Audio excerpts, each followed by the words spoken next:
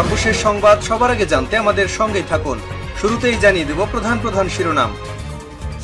শুরুতেই জানাবো এই মুহূর্তে হাতে পাওয়া সর্বশেষ আন্তর্জাতিক সংবাদ। ইরান ইসরায়েল ফিলিস্তিনি ত্রিমুখী যুদ্ধ চলছে। প্রথমেই জানাবো ইরানে ব্যাপক হামলা করতে চেয়েও যে কারণে পিছু হটল ইসরায়েল। এবারে জানাবো মাত্র 24 ঘন্টারও কম সময়ের ব্যবধানে ইরাক ও সিরিয়ার দুটি পৃথক রকেট এবং ড্রোন হামলার শিকার হয়েছে মার্কিন বাহিনী। জানাবো ইসরায়েলি গণহত্যাকে রাজনৈতিক সুরক্ষা দিচ্ছে যুক্তরাষ্ট্র। এমন অবস্থায় গাজায় ইসরায়েলি গণহত্যাকে যুক্তরাষ্ট্র রাজনৈতিক সুরক্ষা দিচ্ছে বলে অভিযোগ করেছে হামাস। এমনকি মার্কিন অস্ত্র ব্যবহার করে ইসরায়েল গাজায় হাজার হাজার নিরীহ ফিলিস্তিনি নাগরিককে হত্যা করেছে বলে অভিযোগ করেছে তারা।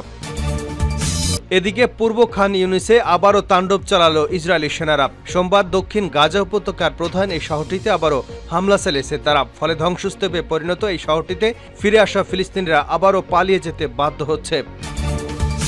জানিয়ে দেব চীনে ভারী বর্ষণের দেশটির দক্ষিণাঞ্চলের গুয়াংডু প্রদেশে 12 কোটি 70 লাখ মানুষ বন্যার ঝুঁকিতে রয়েছেন।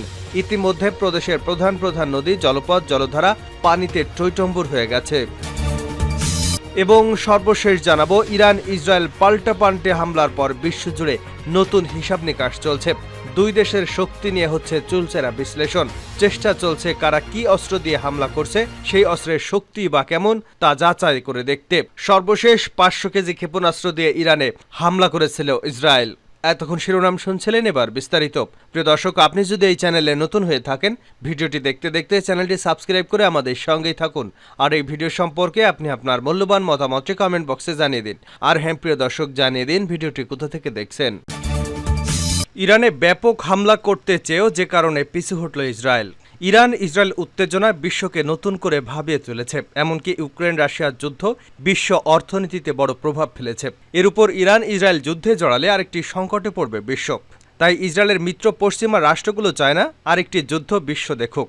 ইরানের হামলার পর থেকে ইসরায়েলের এসব নানা কারণে শান্ত থাকতে বলেছে যুক্তরাষ্ট্র সহ পশ্চিমারা। তারপরও ইরানে হামলার পাল্টা জবাব দেওয়া থেকে ইসরায়েলকে আটকাতে পারেনি আমেরিকা ও ইউরোপের দেশগুলো। তেহরানকে আরও কঠোর জবাব দিতে চেয়েছিল তেল আবিব। কিন্তু প্রস্তুতির শেষ মুহূর্তে ভয়াবহ হামলার পথ থেকে সরে আসে নেতানিয়াহু প্রশাসন। যুক্তরাষ্ট্রের সংবাদ মাধ্যম নিউ ইয়র্ক টাইমসের এক প্রতিবেদনে এ তথ্য জানানো হয়। পত্রিকাটির এক প্রতিবেদনে বলা হয়েছে, ইরানে ক্ষেপণাস্ত্র ও ড্রোন হামলার জবাবে গত শুক্রবার দেশটিতে ব্যাপক পরিসরে হামলা চালাতে চেয়েছিল ইসরায়েল। হামলার পরিকল্পনা ছিল ইরানের রাজধানী তেহরানের কাছে সামরিক ঘাঁটিতেও। তবে পরে সেই সিদ্ধান্ত থেকে সরে আসে ইসরায়েল সরকার। ইসরায়েলের 3 কর্মকর্তার বরাতে তথ্য জানিয়েছে পত্রিকাটি। এই প্রতিবেদনে বলা হয়েছে, যুক্তরাষ্ট্রসহ বিভিন্ন মিত্র দেশের কূটনৈতিক চাপে ইরানে বড় ধরনের হামলার সিদ্ধান্ত বাতিল করে ইসরায়েল। 1 এপ্রিল সিরিয়ার ইরান কনসুলেটে বিমান হামলা চালায় ইসরায়েল। এর জবাবে 14 এপ্রিল ইসরায়েলকে লক্ষ্য করে 3 শতাধিক ড্রোন ও ক্ষেপণাস্ত্র ছোড়ে তেহরান।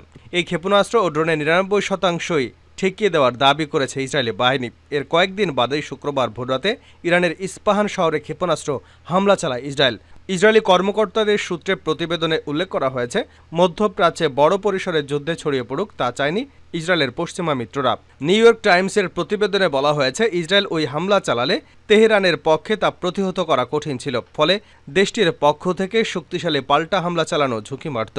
যুক্তরাষ্ট্রের প্রেসিডেন্ট জো বাইডেনের পাশাপাশি যুক্তরাজ্য ও জার্মানির পররাষ্ট্রমন্ত্রীরাও নেতানিয়াহুকে হামলা না করতে অনুরোধ করেছিলেন।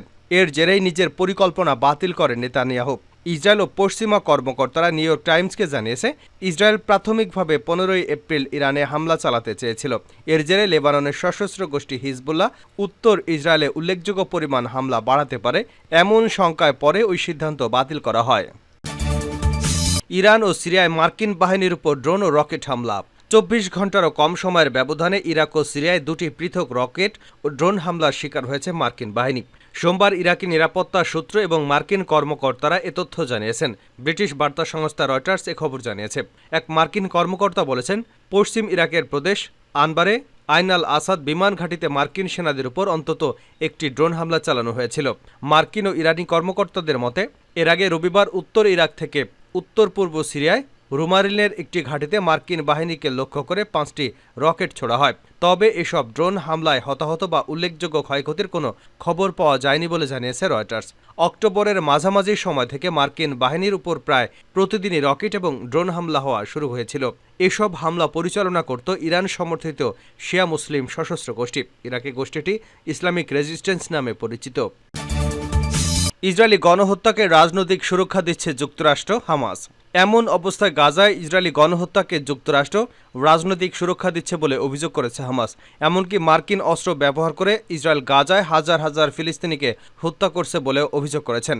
রোববার আনাদোলুর এক প্রতিবেদনে বলা হয়েছে, যুক্তরাষ্ট্রের অস্ত্র ব্যবহার করে ইসরায়েল গাজায় হাজার হাজার মানুষকে হত্যা করেছে বলে হামাসের রাজনৈতিক ব্যুরোর প্রধান ইসমাইল হানিয়া গত শনিবার জানিয়েছেন।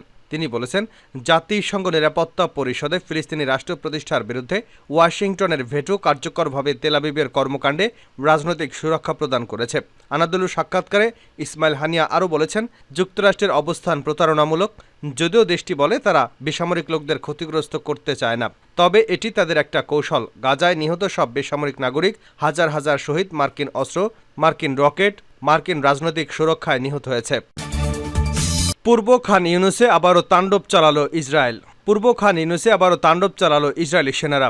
সোমবার গাজা উপত্যকার প্রধান এই শহরটিতে আবারও হামলা চালিয়েছে তারা। ফলে ধ্বংসস্তূপে পরিণত এই শহরটিতে ফিরে আসা ফিলিস্তিনিরা আবারও পালিয়ে যেতে বাধ্য হচ্ছে।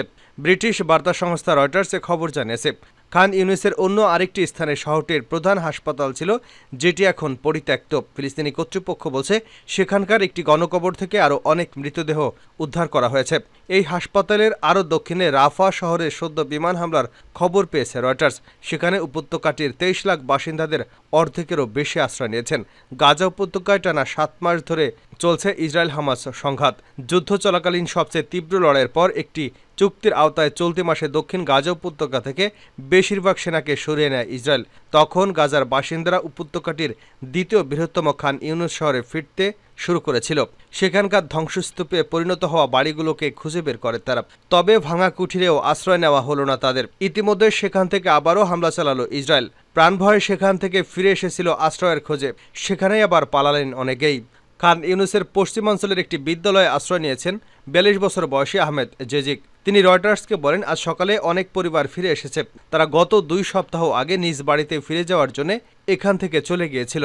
তাদের খুব ভীত দেখাচ্ছিল। 7 অক্টোবর সীমান্তে বেড়া পেরিয়ে ইসরায়েলে হামলা চালায় ফিলিস্তিনের সশস্ত্র গোষ্ঠী হামাস। সশস্ত্র যোদ্ধাদের এই হামলায় ইসরায়েলের 1200 মানুষ নিহত হয়। এই সময় যোদ্ধারা 250 জনেরও বেশি ইসরায়েলি জিম্মিকে গাজায় ধরে নিয়ে আসে। এই প্রতিক্রিয়ায় সেখানে পাল্টা হামলা শুরু করে ইসরায়েল।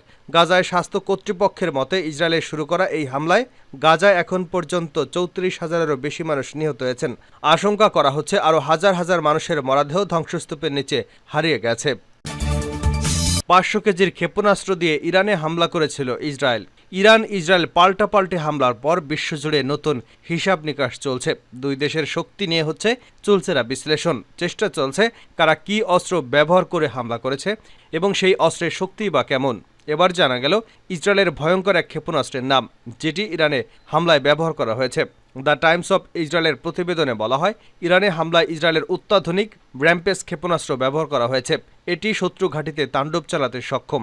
এই ক্ষেপণাস্ত্র ইসরায়েলে ছুড়েছে বিমান থেকে।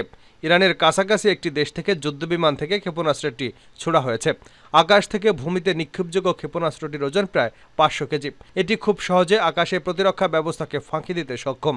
প্রতিবেদনে দাবি করা হয়েছে, র্যাম্পেজ সেই সক্ষমতা প্রমাণ করেছে। ইরানের আকাশ প্রতিরক্ষা ব্যবস্থা ভেদ করে তা আঘাত হানে। ইসরায়েলের উদ্দেশ্য ছিল ইরানে নাতাঞ্জ পারমাণবিক স্থাপনার কাছে বাংকারের মতো সুরক্ষিত স্থানে হামলা চালিয়ে তাণ্ডব সৃষ্টি করা। শুক্রবার সকালে ইরানের মাটিতে হামলা চালায় ইসরায়েলের মাটিতে তেহরানের হামলার জবাবে তেল আবিব হামলা করে। এর আগে ইরান নজিরবিহীনভাবে ইসরায়েলের মাটিতে সরাসরি হামলা করে। এতে দেশটির 300-এরও বেশি ড্রোন ক্ষেপণাস্ত্র ব্যবহার করা হয়।